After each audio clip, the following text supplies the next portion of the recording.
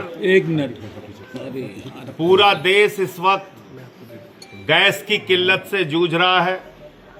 पूरा देश इस वक्त गैस के संकट के कारण लाइनों में खड़ा हो गया है। मूर्छित होकर लोग गिर रहे हैं इस धूप में। और आज मैंने आगरा की एक खबर पढ़ी कि एक बुजुर्ग व्यक्ति की गैस सिलेंडर के लाइन में खड़े हुए मौत हो गई। इस हालत में देश पहुंच चुका है। तमाम होटल्स बेंगलोर में, चेन्नई में, मुंबई में बंद हो रहे हैं। मोरवी के अंदर गुजरात में सैकड़ों टाइल्स की फैक्ट्रियां बंद हो गई। जहां पे बच्चे रहते हैं उन हॉस्टल्स के अंदर कैंटीन बंद हो गई। दिल्ली के अंदर हाई कोर्ट की कैंटीन बंद हो गई। एक गहरा संकट देश के अंदर गैस का पैदा हो गया। लेकिन बहुत ही शर्म की बात है कि नरेंद्र मोदी जी कह रहे हैं देश में कोई संकट नहीं है। उनके मंत्री हरदीप पुरी संसद में कह रहे हैं कोई संकट नहीं है। लेकिन ये संकट प्रायोजित संकट है। ये संकट आया नहीं है, लाया गया है। और ये बात मैं क्यों कह रहा हूं, ये देश की जनता को आपके माध्यम से पता होना चाहिए। लोगों को नहीं मालूम था, हमको आपको भी नहीं मालूम था। मैंने भी रिसर्च किया तो पता चला। लेकिन प्रधानमंत्री को मालूम था,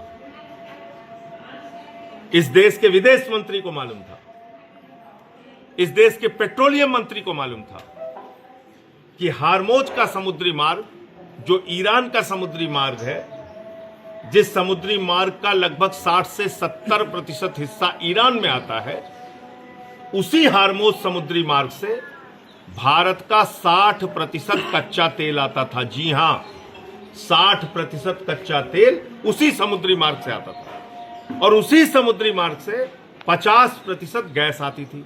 यह बात मोदी जी को पता थी, यह बात विदेश मंत्री को पता थी, यह बात पेट्रोलियम मंत्री को पता थी। तो फिर आपने ईरान से रिश्ते क्यों अपने गड़बड़ किए? ईरान से तो आपके कोई बुरे रिश्ते नहीं थे। और मैं मीडिया वालों की जानकारी के लिए बता दूं कि भारत के प्रधानमंत्री ने जब ईरान की यात्रा की थी तो उन्होंने एक भाषण दिया था, बड़ा ऐतिहासिक भाषण था वो। उन्होंने कहा था ईरान और भारत की दोस्ती इतिहास से भी ज्यादा पुरानी है। यानी जितना इतिहास पुराना हो सकता है उससे ज्यादा ईरान और भारत की दोस्ती पुरानी है। ये मैंने नहीं, प्रधानमंत्री नरेंद्र मोदी ने कहा था। 2024 में जब ईरान के राष्ट्रपति की मौत हुई हेलीकॉप्टर की दुर्घटना में, प्रधानमंत्री ने राष्ट्रीय शोक घोषित किया पूरे हिंदुस्तान में। और देश की संसद के अंदर शोक प्रस्ताव पारित किया गया ईरान के राष्ट्रपति की मौत पे।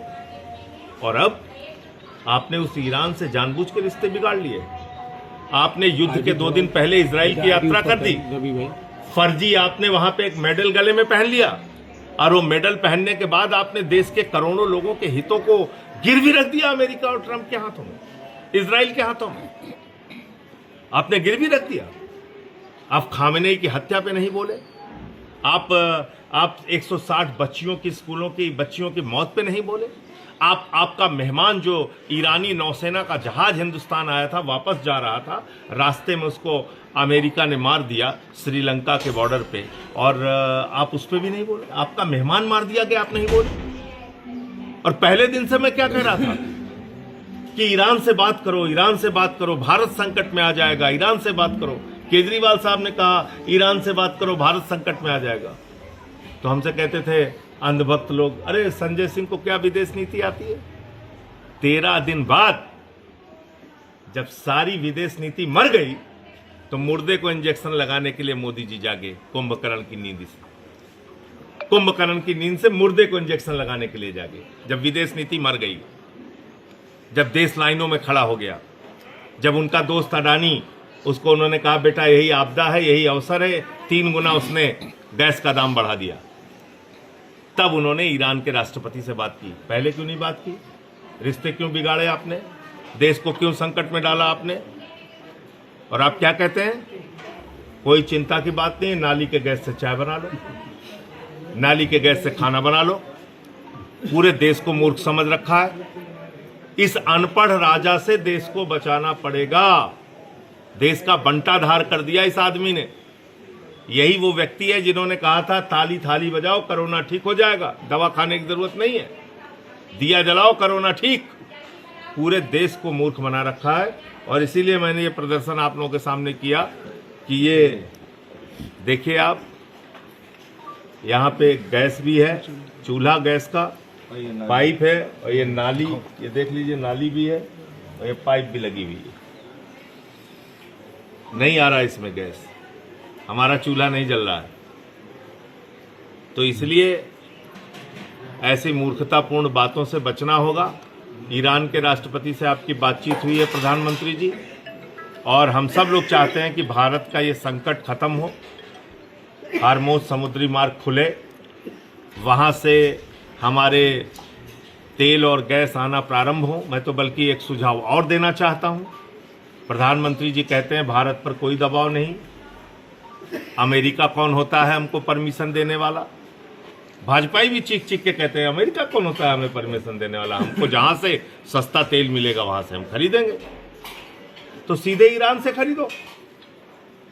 ईरान तो आपको रुपए में तेल देता था, ईरान आपको सस्ता तेल भी देता था, तो ईरान से सीधे तेल खरीदो। अच्छा, ईरान से तेल खरीदने का एक फायदा बड़ा क्या है? बड़ा फायदा यह है कि ईरान अपना टैंकर तो उड़ाएगा नहीं, तो कम से कम भारत में तेल और गैस तो आ पाएगा। भाई ईरान से ही सीधे तेल और गैस खरीदो ना, भारत में आराम से अपने टैंकर तो उड़ाएगा नहीं ईरान, तो तेल और गैस इस देश की जनता को मिल पाएगा। भारत के हितों का ख्याल रखिए, अमेरिका, ट्रंप और इजराइल की चमचागिरी ना कीजिए। प्रधानमंत्री, मुझे इतनी बात कहनी थी। आपका कोई सवाल हो तो मोदी जी एक आज ही हुआ है कि कुछ तेल के टैंकर वगैरह वहाँ उस रास्ते से और मुझे रास्ते से आने की परमिशन मिली है, ऐसा बताया गया है। बहुत अच्छी बात है। मुझे भी पता चला है कि कल जो बातचीत हुई है, विदेश मंत्रालय के प्रवक्ता ने कहा है कि विदेश मंत्री की ईरान के विदेश मंत्री से बात हुई है, और इससे अधिक हम कुछ नहीं कहना चाहते। ये विदेश मंत्रालय के प्रवक्ता का बयान था। फिर अभी मैं एक खबर पढ़ रहा था कि 2 जहाज़ों को आने दिया है ईरान ने ही तो ईरान ने ही 24, वही मैं कह रहा हूँ, 2 जहाज़ों को आने दिया। 24 जहाज अभी भी भारत के फंसे हुए हैं, ये विदेश मंत्रालय का कहना है।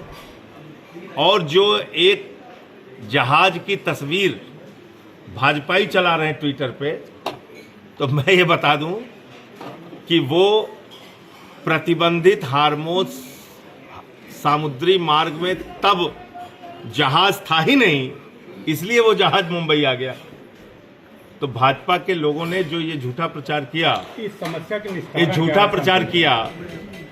देखिए, पहली बात तो समस्या आपने अपने गले में खुद से मोल ली, सांप गले में खुद बांधा आपने। समस्या तो आपके लिए थी ही नहीं, आपके तो ईरान से अच्छे रिश्ते थे, आपने तो ये संकट खुद से मोल लिया ना। भाई, आपको हार्मोज समुद्री मार्ग, जैसे रूस के लिए हार्मोज समुद्री मार्ग बंद नहीं है, चीन के लिए हार्मोज समुद्री मार्ग बंद नहीं है, उनके जो प्रमुख हैं, राष्ट्रपति हैं, उनको चिंता थी अपने देश की, उन्होंने तुरंत ईरान से बातचीत की, उन्होंने कहा साहब लेके जाइए आप अपने जहाज। तो चीन का जहाज नहीं रुक रहा है, याद रखिएगा। ईरान चीन का जहाज नहीं रोक रहा है, ईरान रूस का जहाज नहीं रोक रहा है। ईरान किसका जहाज रोक रहा है? भारत का जहाज। क्यों रोक रहा है? क्योंकि आपने उनके संकट के समय में एक शब्द नहीं बोला। सांसद जी से आप एक बयान आपका दिया कोई था। सवाल और? सांसद जी एक मिनट,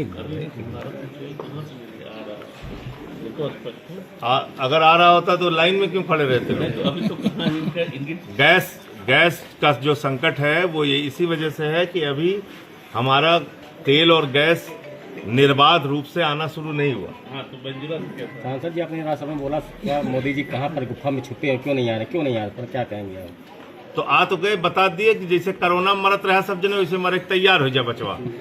बताओ तो हैं, जैसे कोरोना में सब जने मरत रहा, जैसे सब जने वह संकट में ताली बजाए, थाली बजाए, कूद कूद के सबका हम ठीक कह दे, वैसे ठीक कह दे। तो उन्होंने तो कहा ना कि भाई जैसे कोरोना के संकट से हम लड़े, ऐसे हम लड़े। सांसद जी, एक सवाल, जब आप जो है संसद में राष्ट्रहित की बात करते हैं तो बीजेपी वाले कहते हैं कि देशद्रोही है संजय सिंह। 8 जनवरी को ये बयान आया है मनोज तिवारी का। अरे उनका कहा दिया। देखिए, ऐसा है, जो भी देश की बात करेगा, जो भी लोगों की बात करेगा, जो भी मुद्दों की बात करेगा वो इनकी निगाह में देशद्रोही है। सोनम वांगचुक जैसा वैज्ञानिक देशद्रोही है इनकी निगाह में। संजय सिंह भी इनकी निगाह में देशद्रोही है। सांसद जी, जनता और सभी लोग जाने कि अभी हमारे देश को तेल और जो गैस, पेट्रोल मतलब कच्चा तेल, ये कहाँ से हमारा कहाँ से चाहिए, किस देश से हमारी व्यापार नीति किससे है? वो ट्रम्प जहाँ कहेगा वहीं से लेंगे। नहीं, इनका मतलब कुछ चाहिए। इनका कोई स्टैंड नहीं है। कभी ये नतमस्तक हो चुके हैं, ये बेचारे नतमस्तक हो चुके हैं। अनपढ़ राजा का कोई अपना स्टैंड नहीं है।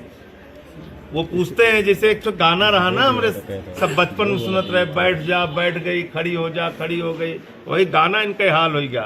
हिंदुस्तान सवेरे बैठा संजा खड़ा हो। जी, हिंदुस्तान कभी अमेरिका का पिछलग्गू नहीं था, क्या कारण है? अभी अटल जी जैसे नेता रहे इस देश में, जिन्होंने परमाणु परीक्षण के बाद तमाम आर्थिक प्रतिबंध अमेरिका ने लगाया, लेकिन अटल जी नहीं झुके। इंदिरा गांधी ने परमाणु परीक्षण किया, नहीं झुके। बांग्लादेश जब अलग हुआ, बांग्लादेश की आज़ादी के लिए जब भारत की सरकार ने उस समय मदद किया, तो अमेरिका हमारे खिलाफ था। उसने बहुत उल्टा सीधा दबाव बनाने की कोशिश किया, नहीं झुका। हमारी सरकार नहीं झुकी। अब तक के इतिहास में सबसे दब्बू, डरपोक और पिछलग्गू प्रधानमंत्री नरेंद्र मोदी साबित हुए।